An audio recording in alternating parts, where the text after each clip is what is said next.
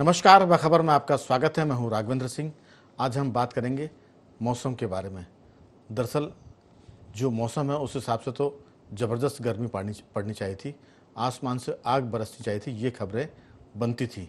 लेकिन मौसम ने पलटी खाई है और कह सकते हैं कि जो नौतपा शुरू हुआ है वो अब तप नहीं रहा है। ये जो नौतपा नहीं तप रहा है, इसके क्या मायने, इस पर भी बात करेंगे और इस पर भी जानने की कोशिश करेंगे कि आखिर इसके कारण खेती को क्या नुकसान हो सकता है।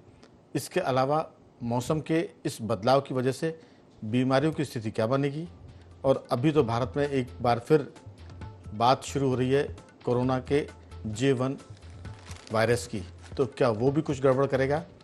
ख़ासतौर से खेती की बात बहुत महत्वपूर्ण है, क्योंकि अगर मौसम में गड़बड़ी हुई तो मानसून थोड़ा सा आगे पीछे होता है और उसके वजह से अगर मानसून में तोला माशा का भी फर्क आता है तो बाजार नीचे आते हैं, महंगाई बढ़ जाती है और कई बार स्थितियाँ बिगड़ जाती। आर्थिक हालत की हम बात करें तो ये इसलिए भी महत्वपूर्ण है क्योंकि 16 साल के बाद ऐसा हो रहा है कि केरल में मानसून 8 दिन पहले पहुंच गया है। प्री मानसून शावर शुरू हो गए हैं। केरल के साथ दक्षिण भारत कर्नाटक में ज़बरदस्त बारिश हो रही है और मुंबई में तो 100 साल के आसपास का बारिश का मई के महीने का रिकॉर्ड टूट गया है। इसके बीच में एक अच्छी खबर यह है कि भारत ने एक ऐसा सिस्टम ईजाद किया है जो मौसम की सटीक जानकारी देगा। अभी तक हमारे यहाँ कहते थे कि अगर मौसम विभाग ने कहा कि पानी गिरेगा तो ये मान लीजिए कि पानी नहीं गिरेगा, क्योंकि उसकी ज़्यादातर भविष्यवाणियाँ सही नहीं बैठती थी। लेकिन अब जो हमारे पास जो सिस्टम आया है उसमें स्वदेशी विकसित सिस्टम है, हाई रेजोल्यूशन की हम बात कर रहे हैं। और ये फोरकास्ट मॉडल जो शुरू हुआ है वो ग्राम पंचायत के स्तर पर मौसम की जानकारी देगा। इससे खेती को बहुत लाभ होगा। इससे समुद्र यानी कोस्टल एरिया के जो इलाके उनको भी लाभ मिलेगा।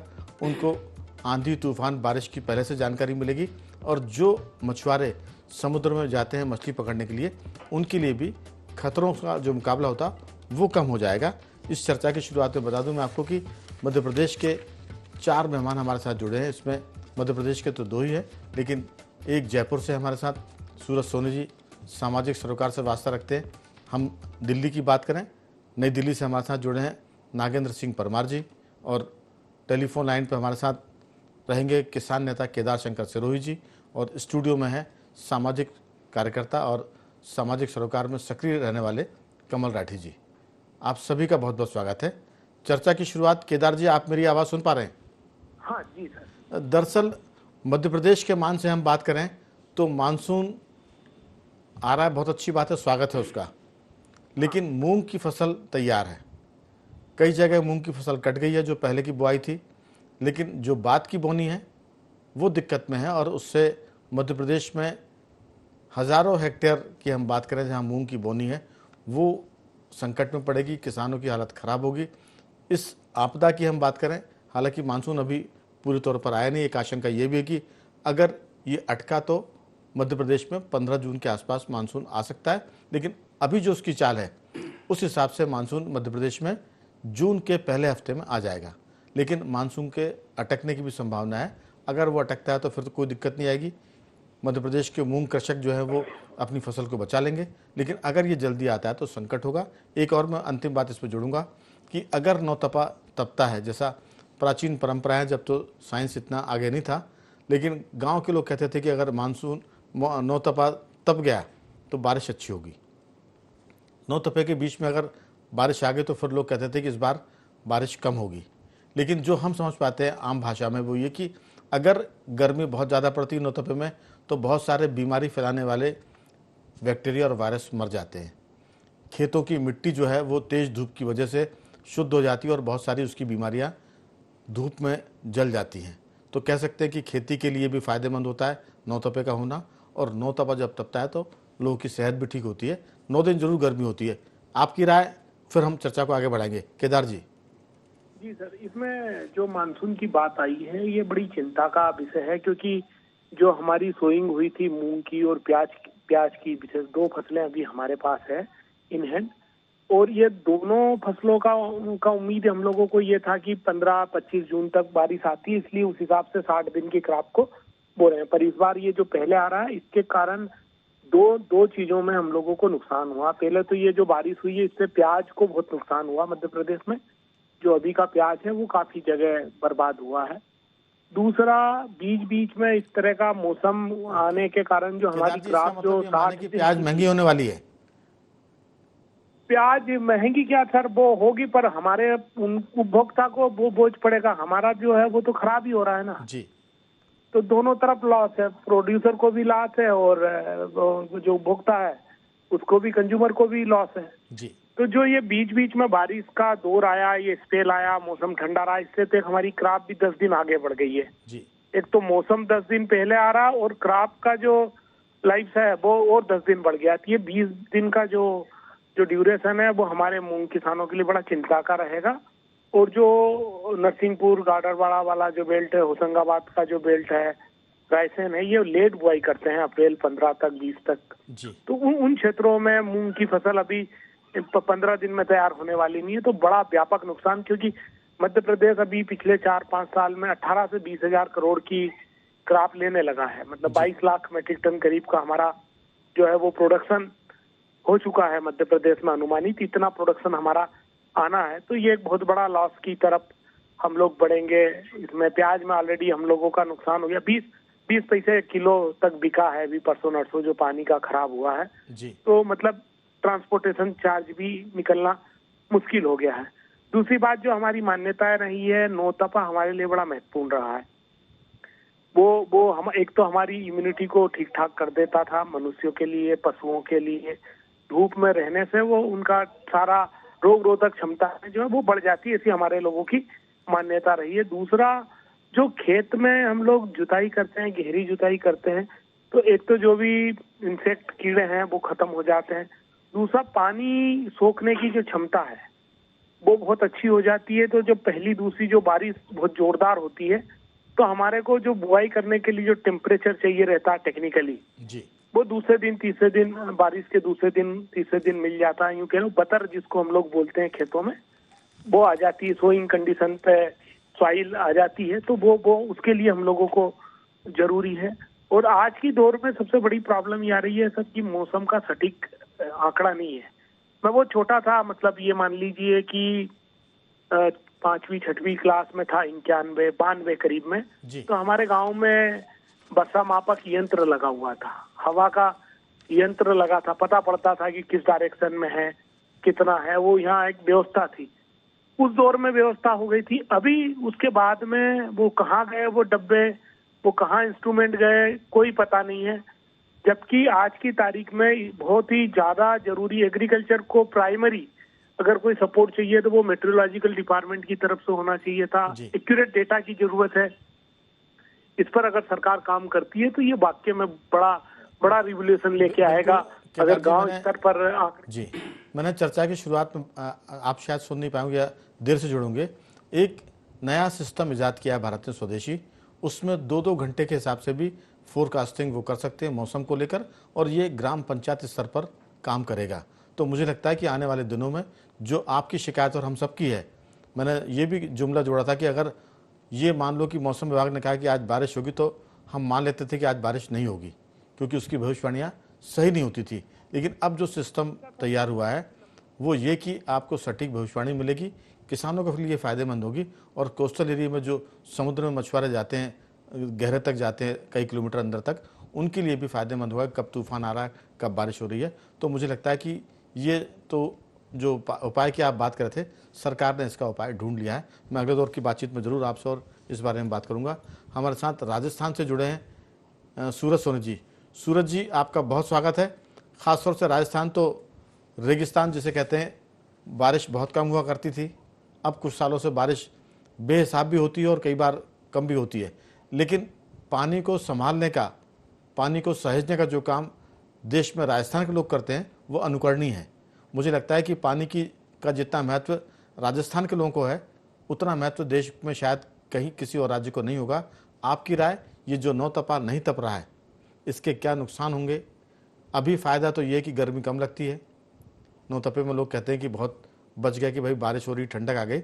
लेकिन जो किसान हैं, जो गांव देहात के लोग हैं, उनके लिए नौतपा बहुत महत्वपूर्ण है, क्योंकि उससे खेती के पूरे तार जुड़े हुए हैं। आपकी राय? राघवेंद्र जी, ये ग्लोबल वार्मिंग है, इससे चलते हुए जो दुष्प्रभाव पड़ा है ऋतु चक्र पे विशेष तौर पे इसका सबसे ज्यादा खामियाजा भुगता है तो राजस्थान के लोगों ने हमने भुगता है। और हमारी जो मौसमी फसलें थी उन फसलों को जो बहुत बड़े स्तर पे वर्षा पे निर्भर करती थी, और न सिर्फ फसलें बल्कि आपने जो वर्णन किया है अभी, पेयजल जो था हमारे राजस्थान के अंदर, वो पूरे साल भर का जो जल था वो वर्षा से ही संग्रहित होता था, टांकों के द्वारा, बावड़ियों के द्वारा, जी और उससे पीने का पानी जो है वो लोग खरीदते थे। अभी तो हालांकि कभी बोरिंग हो गए, लेकिन जो वर्षा जल है वो एक बहुत बड़ी निर्भरता राजस्थान, पश्चिमी राजस्थान के ऊपर बनी हुई है। वहीं पे आप ही देखिए जो नौतपा है, वो ये माना जाता है, दो संकेत बड़े होते हैं। जो नौतपा राजस्थान में कहा जाता है, नौतपा अच्छे से तप जाएगा तो बारिश भी अच्छे से आएगी। दूसरा जो टिटेरी है, उसके अंडों का एक संकेत होता है कि टिटेरी के अंडे जमीन पे होते हैं तो कम वर्षा की आशंका व्यक्त की जाती है, और टिटेरी अपने जो अंडे हैं वो ऊंचाई पे देती है तो ये माना जाता है कि इस बार वर्षा अधिक होगी। तो ये संकेत होते हैं। तो नौतपा तो अभी राजस्थान में 2 दिनों से पंचम हो चुका है, कहीं कहीं बारिश के छींटे आ रहे हैं, कहीं पक्षी बादल छाए हुए हैं। जी तो ये एक जो आशंका है राजस्थान के अंदर, क्योंकि हमने राजस्थान के अंदर लंबे समय तक अकाल को भोगा है। और आपको मैं एक चीज बताना चाहूंगा कि 1899 में जिसको संवत 56 का अकाल कहा जाता है, और हमने सुना है कि उस समय लोगों ने जिंदा रहने के लिए पेड़ों के जो छाल थी वो खा करके और अपना जो है वो जिंदगी को बचाया था। लाखों हजारों की संख्या में, करोड़ों की संख्या में जो पशुधन था वो नष्ट हो गया था, और पानी पूरी तरह सूख गया था। तो ऐसे अकाल राजस्थान ने बर्दाश्त किए हैं, सामने किया है संकटों का। जी अब माना जा रहा था कि पिछले 3-4 वर्षों से वर्षा चक्र ठीक था, वर्षा अच्छी आ रही थी, रबी और खरीफ की फसलें ठीक हो रही थी। लेकिन इस बार आप देखिए कि जो गेहूं की फसल है वो मौसम बदलते मौसम के और उसका खामियाजा भुगतते हुए हवा निकल गई और गेहूं ठीक नहीं रहा। अभी जो मूंगफली और गुआर के लिए जमीन तैयार हुई है, अगेती और पछेती के दोनों के लिए, तो उसमें ये जो नौतपा होता है, ये साथ साथ में जो धरती के अंदर कीट होते हैं, कीटाणु होते हैं, बहुत सारी लटें होती है, लार्वा होते हैं, और लटों के जो बच्चे होते हैं उनको नष्ट कर देती है, ताकि वो जमीन के अंदर पौधों की जड़ों के अंदर नुकसान नहीं पहुंचा सके। और साथ ही जो जमीन है उसकी जो है उर्वरक क्षमता बढ़ती थी। लेकिन ये जो बदलता हुआ वर्षा चक्र है, इसने सारा संकट खड़ा किया हुआ है। हम भगवान से अभी प्रार्थना कर रहे हैं कि जो नौतपा है वो फिर ठीक से हो जाए, और अच्छी जो तपन होगी वो धरती माता को भी ठीक करेगी, उसका जो ऊर्जा का उष्मा का स्रोत है वो बढ़ेगा, साथ ही जो वर्षा है वो अच्छी आएगी गर्मी के साथ में। सूरज जी, एक बात और है, कुछ प्रकृति ने भी समय को बदला है, चक्र बदल गया है। कई बार नौ तपा के पहले बहुत तप जाया करता था, और हम ऐसा मानते कि हो सकता है कि नौ तपे के बाद गर्मी पड़ जाए, क्योंकि अभी जो आपने बात की ग्लोबल वार्मिंग की, ये जो चीज़ें हैं ये सारे सिस्टम को गड्ढमड्ढ कर रही है। किसी के कुछ समझ में नहीं आ रहा कि कब कितनी बारिश होगी, कब कितनी बारिश नहीं होगी, कब सर्दी कितनी पड़ेगी। तो हर चीज़ एक्सट्रीम पर जा रही है। या तो बारिश ऐसी हो रही कि बादल फट जाते हैं। अब पुणे के पास बादल फट गया और कई गाँव में पानी भर गया। तो ये जो मामला है ये वैज्ञानिकों की समझ में नहीं आ रहा है, क्योंकि हमने पृथ्वी के साथ बड़ा अन्याय किया है और कर रहे हैं। हम पेड़ काट रहे हैं, हम जंगलों को साफ तो कर ही रहे हैं, हम पहाड़ों को भी मिटा रहे हैं, क्योंकि पहाड़ों को काट करके हम गिट्टियाँ बनाते हैं और गिट्टियों से सड़कें बन रही है, इमारतें बन रही है। तो हम पेड़ काट रहे हैं, हम पहाड़ काट रहे हैं, हम नदियों को जो है सुखा रहे हैं, क्योंकि उसमें से रेत बेहिसाब निकाल रहे हैं। जो प्रकृति देती थी उससे ज़्यादा हम ले रहे हैं। एक लाइन में अंतिम इसमें जोड़ूंगा कि गाय भैंस जितना दूध देती है वो अपनी जगह है, लेकिन हम जब इंजेक्शन ला के दूध निकालेंगे तो वो जहर हो जाएगा। प्रकृति हमको जितना रेत देती है नदियों में, उतनी आप निकाल लीजिए जो किनारे पर आ रही है, लेकिन हम नदी के भीतर से भी पोकलेन मशीन चला कर रेत निकाल रहे हैं। पहाड़ों को से लकड़ियाँ मिलती थी, हम अब पेड़ काट के लकड़ियाँ निकाल रहे हैं। तो हम बहुत अन्याय कर रहे हैं। प्रकृति थोड़ा सा हमको झटका दे रही है। ये नौ तपा नहीं तप रहा है तो हमारी पेशानी पर, हमारे माथे पर चिंता के बल पड़ गए। और अगर ये सच में गड़बड़ हुआ तो भले ही बारिश ठीक होने के अनुमान जताया जा रहे हैं, लेकिन हो सकता है कि बारिश कहीं बहुत ज़्यादा होगी और कहीं हो सकता है कि सूखा पड़ जाए। नागेंद्र जी, आपका ताल्लुक दिल्ली से भी है, हरियाणा से भी है, राजस्थान में तो सूरज जी ने बता ही दिया है। किस ढंग से देख रहे हैं आप चीज़ों को? राजेंद्र जी, ये जो संकट है ना, ये जितना देखने में लग रहा है उससे ज्यादा बड़ा है जी। और ये सिर्फ भारत के लिए नहीं, ये संकट विश्वव्यापी संकट है। देखिए, अंधाधुंध विकास में और आधुनिकीकरण के 99 फायदे हैं गिनवाने के लिए, लेकिन इसका एक नुकसान है, तो वो एक नुकसान इतना बड़ा है कि वो 99 फायदों पे भी हाथ भारी है, क्योंकि ये एक नुकसान है, पृथ्वी के अस्तित्व के सवाल उठने लग गए। आप देखिए कि ग्लोबल वार्मिंग और जलवायु परिवर्तन, क्लाइमेट चेंज के चलते जिस तरह पृथ्वी के ध्रुवों पर जमी बर्फ पिघल रही है, दुनिया भर के जंगलों में आग लग रही है, समुद्र का बढ़ता जल स्तर है, कहीं कहीं सूखा है, कहीं बाढ़ है, कहीं तूफान है, अनियंत्रित बारिश है, इन सब की देन विकास, अनाधुनिक विकास और आधुनिकीकरण है। जैसा कि आपने अपने पूर्व वक्तव्य में बताया कि प्रकृति से छेड़छाड़ जो हमने करी है वो अब इंसान पे भारी पड़ती जा रही है और दुनिया भर के इंसानों पे अब वो भारी पड़ती जा रही है। मैं आपको एक आंकड़ा बताऊंगा छोटा सा। ग्रीन हाउस गैस इफेक्ट है जिसमें कार्बन डाइऑक्साइड CO2 सबसे ज्यादा होती है। CO2 के लिए आप देखिए कि CO2 1850 के बाद में 30% के करीब बढ़ गई है। पृथ्वी के 8 लाख साल के इतिहास में ऐसा कभी नहीं हुआ कि वो इतनी प्रतिशत बढ़ गई है। और आप देखिए कि वैश्विक स्तर पे जो जलवायु और मौसम के ऊपर निगरानी रखने वाली संस्थान और संगठन है, उनका कहना है कि पृथ्वी का तापमान 1.5 डिग्री सेल्सियस से ज्यादा नहीं बढ़ना चाहिए। अगर ये बढ़ता है 1.5 डिग्री सेल्सियस से ज्यादा तो पृथ्वी की बर्बादी शुरू है। और उन्हीं संगठनों ने ऐसा अनुमान जताया कि 65% आशंका है कि 2028 तक, यानी मात्र 3 साल बाद शायद 1.5 डिग्री सेल्सियस टेम्परेचर बढ़ जाए। ये हालात है आपके आधुनिकीकरण और अंधाधुंध विकास के चलते। अब बात आती है कि हम बात करते हैं कि हम क्या कर सकते हैं, इसमें करना हम ही को है, हम ही को सब कुछ करना है। हमें अपने जो आसपास है वो पेड़ पौधे गमलों में ना लगा के अपने कर्तव्य की पुष्टि नहीं करनी, हमें वो पेड़ पौधे लगाने हैं, जमीन के और पेड़ पौधे लगाने होंगे हमें फलदार, छायादार, बड़ हुए, पीपल हुआ, नीम हुआ, शीशम हुए, इस तरह के पेड़ हमें लगाने पड़ेंगे करने के लिए। और जो हम छोटी छोटी दूरी के लिए यूज करते हैं, इसके बजाय हम पैदल या साइकिलों से चले तो हम अपनी पृथ्वी को बचा पाए। बिल्कुल नागेंद्र जी, आपको एक बात और बता दें कि हम लोग चिंता कर रहे हैं पृथ्वी की, और जो पृथ्वी को नुकसान पहुंचाने वाले लोग हैं वो कह रहे हैं कि हम चांद पे घर बनाएंगे, वहाँ मंगल ग्रह पे घर बनाने की बात हो रही है। मजाक में लोग कहते हैं कि वहाँ चंद्रमा पर प्लाट कटने की बात हो रही है। अब एलन मस्क तो ये तैयारी कर रहे हैं कि अगली जो दुनिया है वो पृथ्वी के बाहर की होगी, इसलिए पृथ्वी को जितना हो सके उसका दोहन करो, नष्ट होती तो हो जाए। वो लोग तो आसमान में घर बना लेंगे। अब आसमान में घर बना लेंगे, ऐसे लोगों की संख्या कितनी है? और यही लोग सर्वाधिक पृथ्वी को नुकसान पहुंचा रहे हैं, जो आसमान में घर बनाने की ताकत रखते हैं, वो सपना देख रहे हैं। राठी जी, सवाल ये कि क्या पृथ्वी को बचा पाएंगे? ये हम ऐसा नहीं करें कि कल दुनिया ख़त्म होने वाली है, लेकिन दुनिया ख़त्म होने की तरफ तेज़ी से बढ़ रही है। और ये जो ग्लोबल वार्मिंग की हम बात कर रहे हैं, नौ तपा नहीं तप रहा है, ये तो एक छोटा सा संकेत है, लेकिन हम तो इसको रोज़ ख़त्म करने की बात कर रहे हैं। आपकी राय? बिल्कुल, जो हम बात कर रहे हैं, मैं नागिन जी की बात को आगे बढ़ाना चाहूँगा कि जैसा हम बात कर रहे हैं, देखिए एक ज़माने में बावड़ी, तालाब, कुआं, नदी, अब अपन आ गए ट्यूबवेल।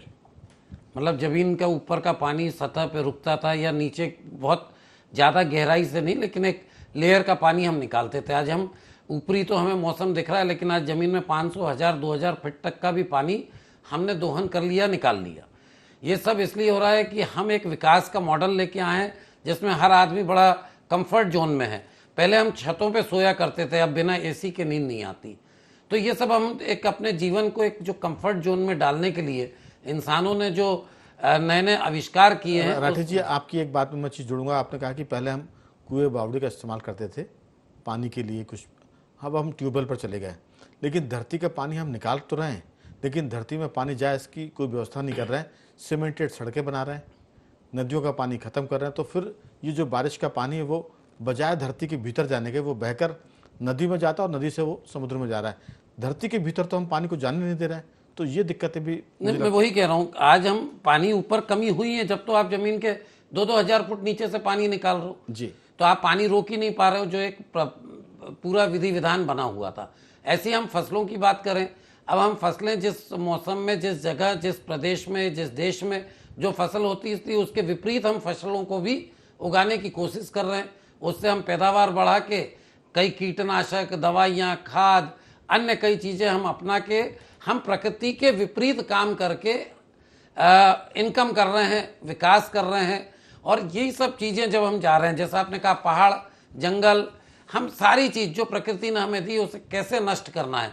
और अब ये बड़े देशों ने एक नया पैटर्न लाया है। बड़े देशों ने अपने यहाँ प्रदूषण कम करने के लिए, इंग्लैंड हो, अमेरिका हो, इनने अपने यहाँ प्रदूषण और ये सब चीज़ें बराबर करने के लिए छोटे देश जो कम विकसित हैं या विकसित हो रहे हैं, इनके यहाँ कुछ कुछ चीज़ें डोनेट कर रहे हैं, पैसा देते हैं कि आप ये फैक्ट्री लगा लो, इसका लाभ वो ले रहे हैं, लेकिन उसका प्रदूषण का जो नुकसान है वो नहीं ले रहे, वो हम ले रहे हैं। और हम बड़ी खुश हैं कि यार आज हमारे हिंदुस्तान में या किसी और छोटे देश में कि हमारे पास बहुत बड़ी फैक्ट्री आ गई, तो पता चला उस फैक्ट्री का प्रदूषण तो हम ही झेल रहे हैं, वो अमेरिका नहीं झेल रहा है जी। तो ऐसे ही हम ये पैटर्न, आप पूरा जब पैटर्न देखेंगे तो जो बहुत बड़े विकसित देश हैं वो छोटे देशों को नष्ट करने में लगे हैं, हम छोटे देश के साथ प्रकृति को नष्ट करने में लगे हैं। बिल्कुल। तो जितना भी हम ये सब करेंगे ये सब हम ही पे फर्क पड़ेगा। हो सकता है हमारी पीढ़ी ठीक निकल जाए, लेकिन अगली पीढ़ी के ठीक रहने के आसार नजर कम आते हैं। बिल्कुल, क्योंकि हम उनको जो दुनिया देके जा रहे हैं वो जीने लायक तो नहीं देके जा रहे हैं। केदार जी, दरअसल हम पहाड़ों की, जंगलों की बात कर रहे हैं। आप देखिए कि दुनिया को जो ऑक्सीजन देता है अमेजॉन का जंगल, वहाँ कई बार कितनी लंबी आग लगती है कि उसको बुझाना मुश्किल होता है। अब वो आग अमेरिका के जंगलों में पहुंची। पिछले दिनों खबर आई थी कि अमेरिका में के जंगलों में आग लगी और कई घरों को लोग छोड़कर बाहर निकल गए क्योंकि वो आग बुझ नहीं पा रही थी। तो जंगल नष्ट हो रहे हैं, जो दुनिया को ऑक्सीजन देने वाला अमेजॉन है। भारत की हम बात करें तो मध्य प्रदेश के और देश में ऐसे इलाके जहाँ जंगल है जिन राज्यों में, वहाँ तेज़ी से जंगल साफ हो रहे हैं। मुझे लगता है कि इस पर भले ही लोगों को लगे कि दुनिया तो अपने हिसाब से चलती है और अपने हिसाब से खत्म होती है, लेकिन दुनिया जल्दी खत्म हो जाए ये हम सारे उपाय कर रहे हैं। चिंता हमारी ये कि हम इसको बचाएं, लेकिन हमारे जो कर्म है वो दुनिया, पृथ्वी को नष्ट करने वाले ज़्यादा है, बचाने वाले कम है। आपकी छोटी सी राय केदार जी। केदार जी, मेरी आवाज़ सुन पा रहे हैं? केदार जी से संपर्क हमारा लगता है टूट गया है। यही सवाल मेरा सूरज सोनी जी आपसे, क्या सोचते हैं? दुनिया को बचाने की बातें बहुत होती है, लेकिन ख़त्म करने के काम बहुत सारे हम करते हैं।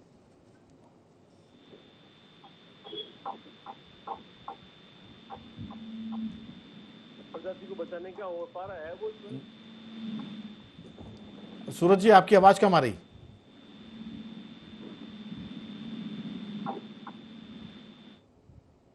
चलिए, मौसम की बात करें तो तकनीक ने दिक्कत पैदा करी। केदार जी से भी संपर्क अभी हमारा गड़बड़ चल रहा है और सूरज जी से भी। सूरज जी, आवाज़ सुन पा रहे हैं? उद्यमों से जी। पर्यावरण,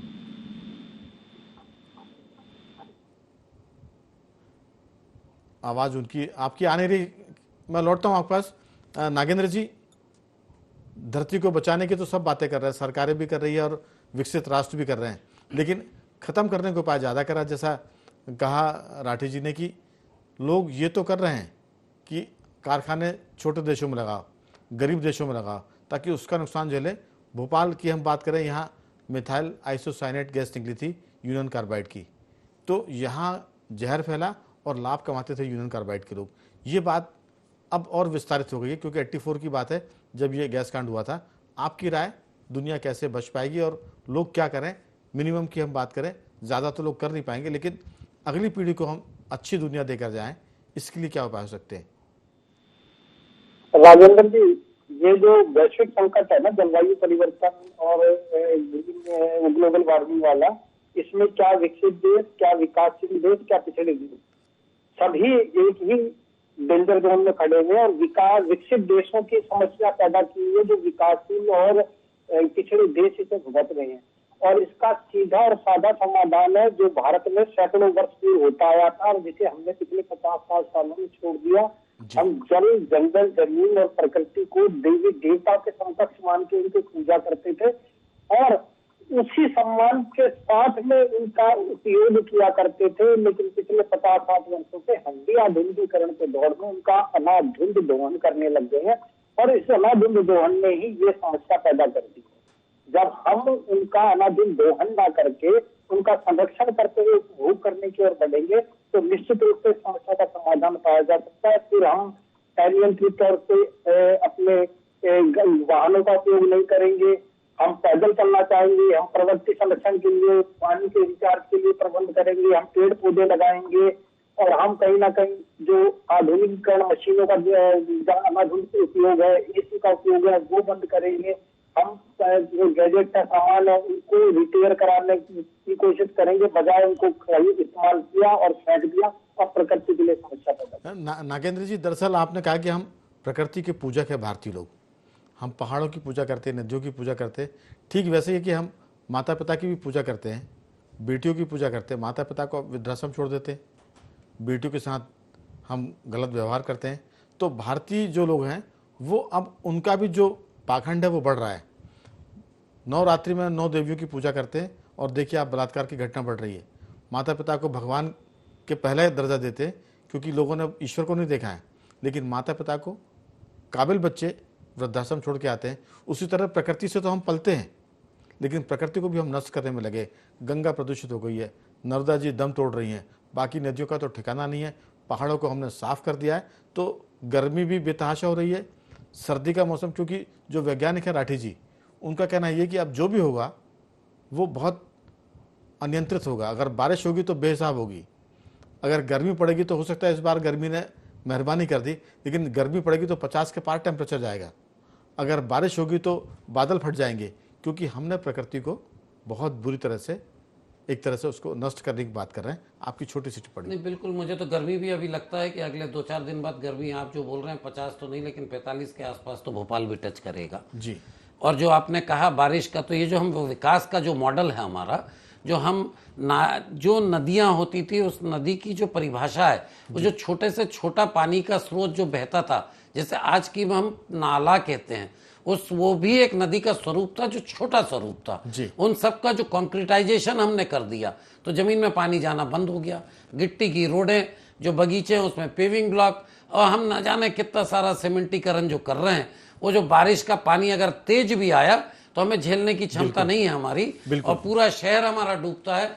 जो निचले स्तर के क्षेत्र हैं वो पूरे डूब में आ जाते हैं। तो ये सब हमारा जो एक तथाकथित, जिसे हम कहें वैज्ञानिक और साइंटिफिक और मॉडर्न जमाना है, वो हमारे को कहीं ना कहीं बहुत पीछे ले जा रहा है। सड़क बना रहे हैं लेकिन पहाड़ काट रहे हैं।